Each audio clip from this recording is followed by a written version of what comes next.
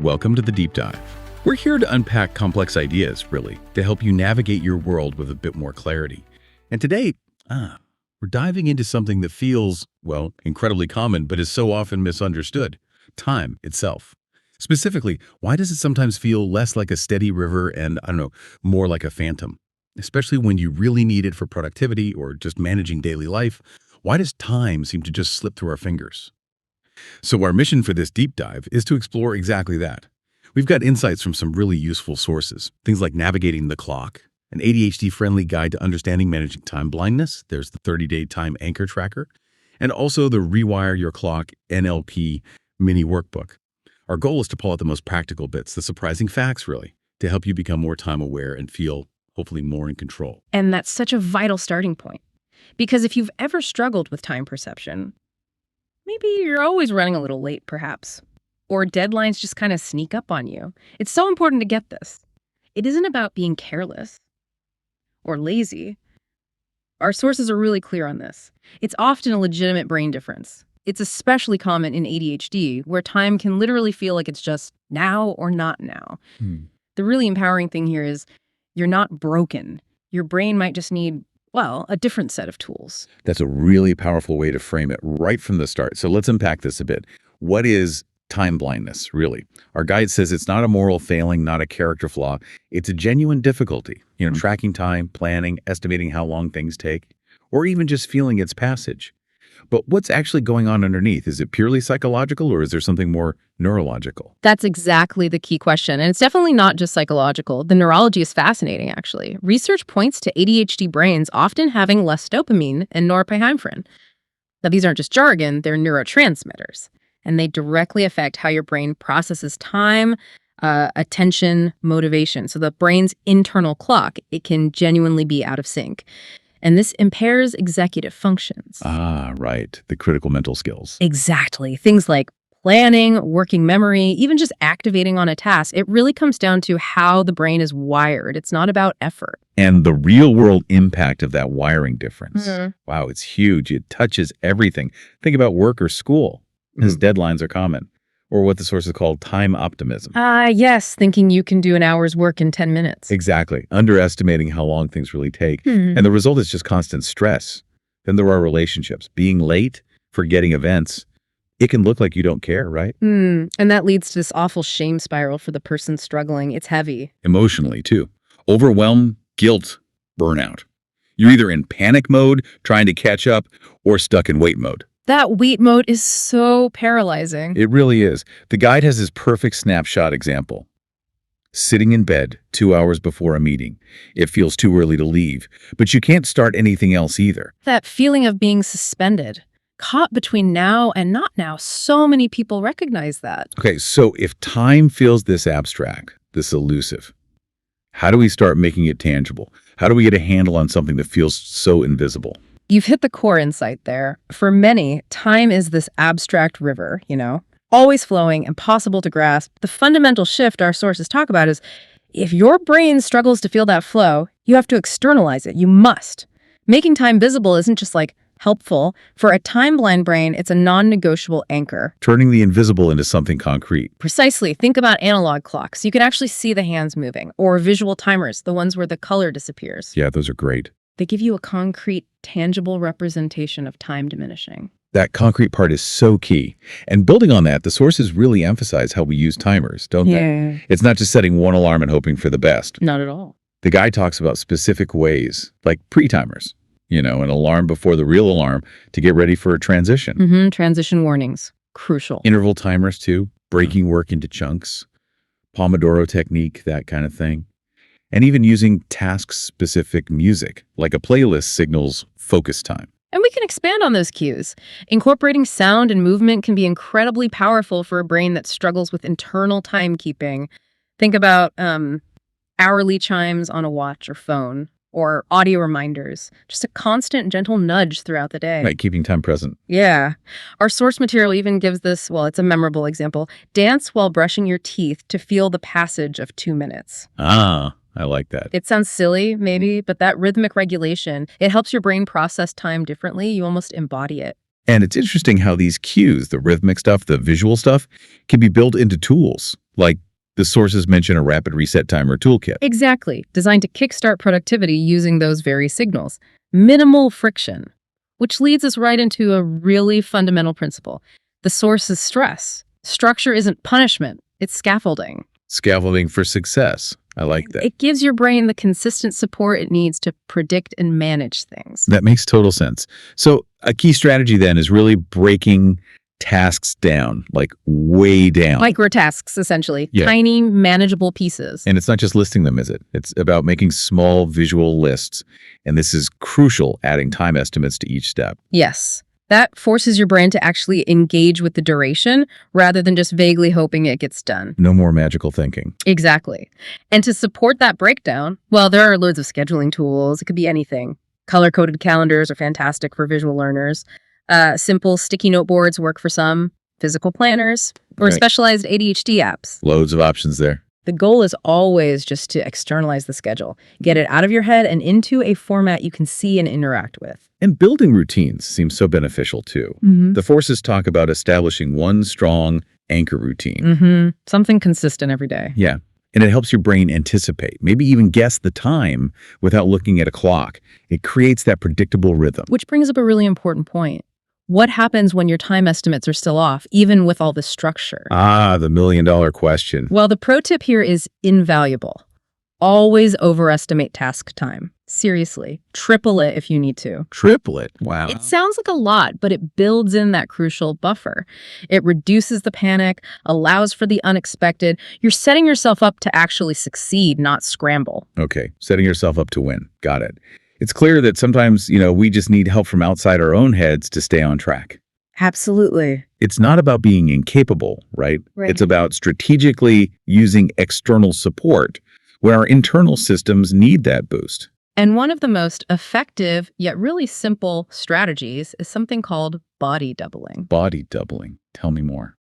It's basically just working alongside someone else while you tackle a task. They don't even have to be doing the same thing. They could be virtual, just present on a video call. Oh, okay. It just creates the sense of shared momentum.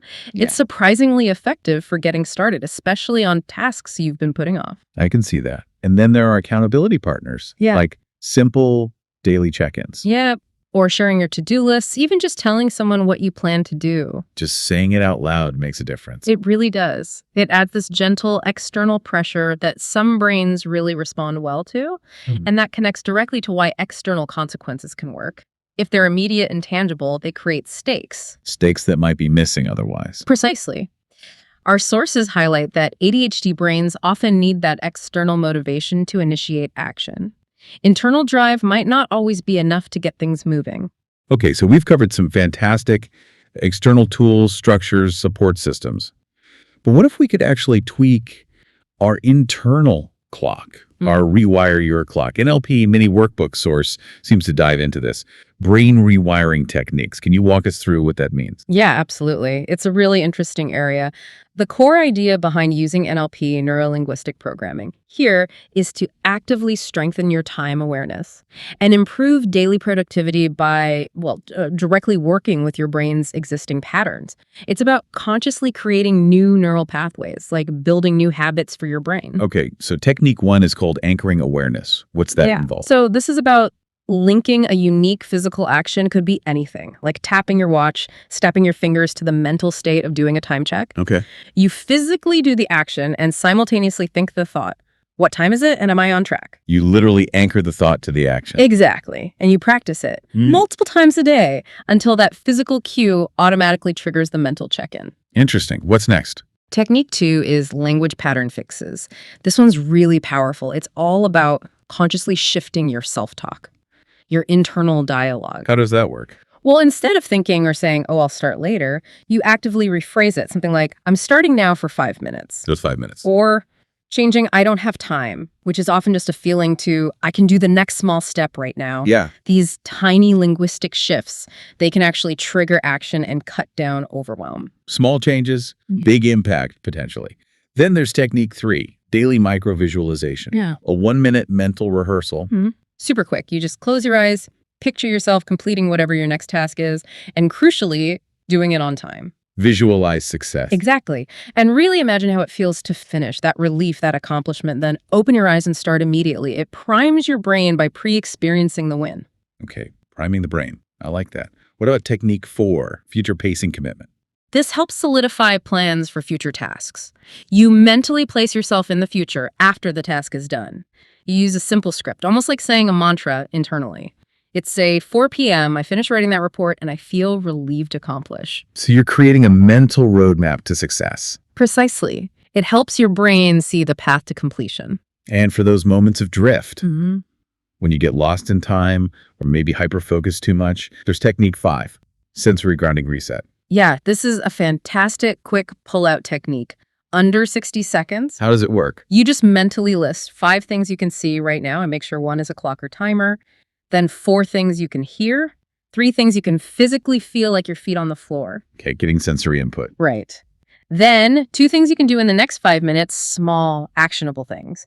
And finally, 1 specific task you will start now. It sounds like hitting a mental reset button. That's exactly what it is. It pulls you out of the drift and back into the present, focused moment. Wow, those NLP techniques are fascinating.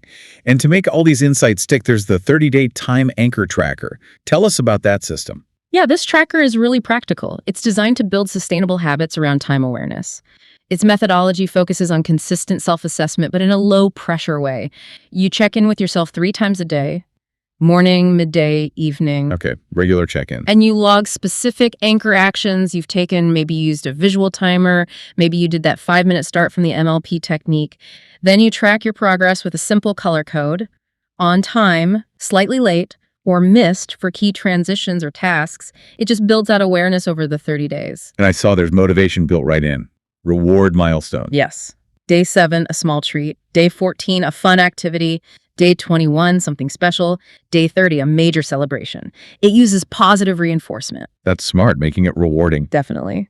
And it also includes a morning setup ritual checklist. Little things. Drink water, review your top 3 tasks, set your first anchor for the day, place visual reminders. It's comprehensive but flexible. A whole system designed for real life. Exactly. And as we talk about systems and trackers, it's so crucial we touch on the emotional side of this. Absolutely. Time blindness often carries this heavy weight, doesn't it? Shame, anxiety, feeling like a failure constantly. That's why our sources really emphasize compassion is key. Remember, ADHD is a brain-based condition. It is not a moral issue. It's not weakness. You have to be kind to yourself. So important. So emotional tools are just as vital as the practical ones. Absolutely essential. Things like mindfulness, but maybe mindfulness with movement if sitting still is hard, spending time in nature, gratitude journaling. And celebrating the small wins. Yes. Recognize those mini wins. Like you said earlier, I started the laundry without needing a timer today. That counts. Every little bit of progress builds momentum and self-compassion. It reframes the whole experience. It does. And just briefly, it's worth noting that managing time effectively can sometimes also involve looking at brain chemistry. Medication might be part of the picture for some, and also rhythmic regulation. Things like dancing, pacing, drumming, rocking. These aren't just fidgeting. They can genuinely help regulate the body, which in turn helps regulate the sense of time. Interesting. Even aligning with natural cues, like sunlight or avoiding blue light at night. Mm-hmm. All part of establishing a better internal rhythm. Okay. So wrapping this all up, what does this mean for you listening right now? I think the core message from all our sources is incredibly clear, and it's hopeful. Your struggles with time, they are not a reflection of your laziness or your intelligence or your worth as a person. You are not broken. Your brain just needs scaffolding, not scolding. That's exactly it. You're not fixing broken parts here. You are building a highly personalized toolbox. And there's a whole array of tools available. Quick wins like sand timers, visual lists, all the way to specific apps, things like Timeo, Time Timer, Pomodoro timers, Habitica for gamification, even Brain.fm for focus music. So many options. Loads. The key isn't to use everything. It's to customize. Choose what resonates, what actually works for you. Experiment. Find your own rhythm. And remember that powerful thought from the sources. Every time you try again, even after you fail, you're winning. It really is about persistence, not perfection. So with that in mind, what's one specific tiny step you can commit to today? Maybe just one of those anchor actions or trying one NLP technique. Just one thing to start building that scaffolding for greater time awareness.